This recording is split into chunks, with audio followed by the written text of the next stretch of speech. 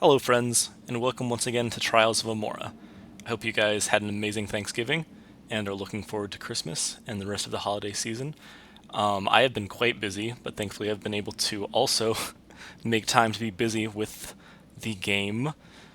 So right here in front of me, this is the first area for the next level. Level 5, it's happening.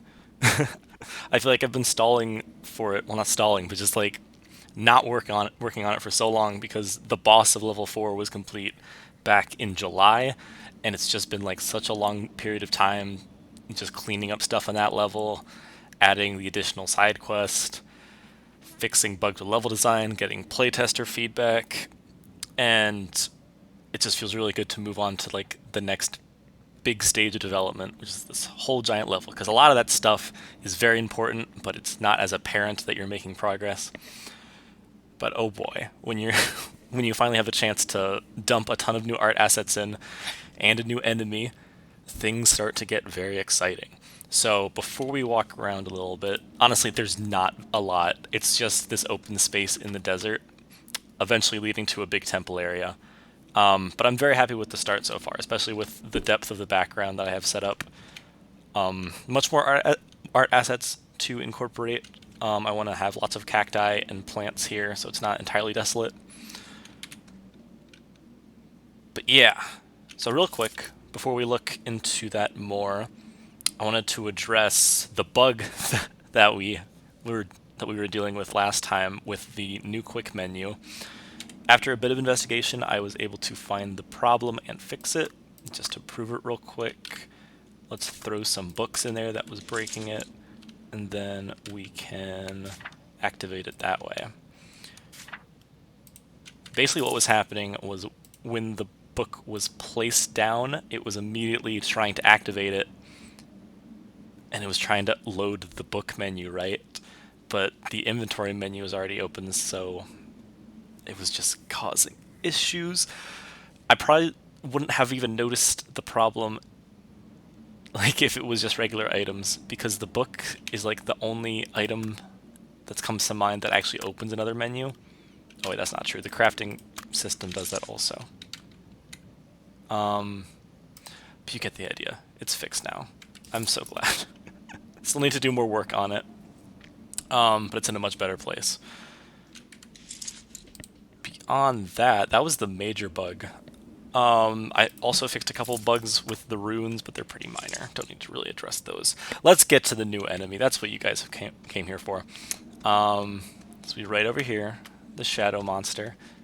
I mean, you guys already saw him last time, but he has many more animations now. He's not here. He walked off the edge of the cliff. Let's reload it real quick. There he is. Look at his cute little face.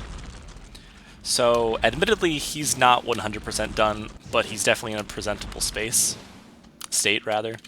There's no sound effects for his actions right now. All that he does is have sound effects for the projectiles that he shoots.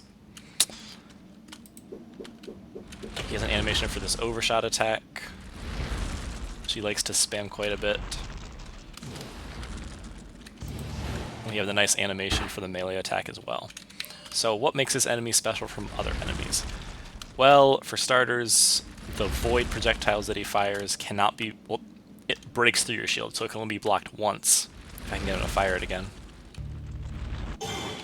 These projectiles can be reflected, though, with your shield, so if you time it right, you can block it multiple times. If you'll fire it again. There we go. And shoot it back.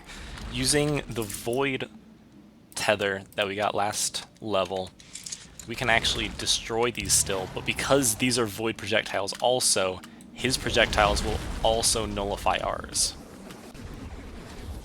If you'll fire a ranged attack again. A little hard to see there, but you get the idea. One other thing about him that's different from every other enemy is he actually has a mana pool. Now, his ranged attacks don't burn anything, but his shield does. That's the way of keeping him from spamming the shield and becoming invulnerable for an arbitrary amount of time. Now, he doesn't use it too often. I might need to balance the timing, because sometimes... There we go. Sometimes it just makes sense for him to use it, and he doesn't. He can also cancel animations to use it if he's in a really bad place. He has lots of different attacking options, as you can see. He's much more advanced than the imps used before, and the code base for this guy is going to be the basis for all the remaining melee enemies in the game. He's really compounded all of the past things that the different enemies do. Like, right there, he can break through boxes like basic imps, but he can also jump and dodge like the husks, and then he can also fire ranged attacks or melee attacks just like the sirens, and he has major knockback resistance depending on when you attack him, just like the robotic tax collectors. So unless I think of other ways to really complicate the AI, this will probably be the pinnacle of enemy difficulty. Of course, I can make it more difficult by adjusting the timing and damage values and the amount of projectiles that he fires and all sorts of other stuff. But yeah, I'm really happy where he is right now. It'll be even better once he adds sound effects. That'll be a goal for upcoming December. So, what are the goals for December? Let me just kill this guy. I already have bombs. Let me just kill him real quick so he'll leave us alone. Oh, like I said, he can dodge things. Oh my god. There we go. Moving on to the goals for December. The holiday season is going to be busy, so I'm going to keep it pretty simple again. Basically, just continue to work on environmental assets for the new level. So, a lot more sandstone brick objects, more plant life. There's one NPC that I need to draw who's going to be the guardian to the new temple area that this big open space leads to.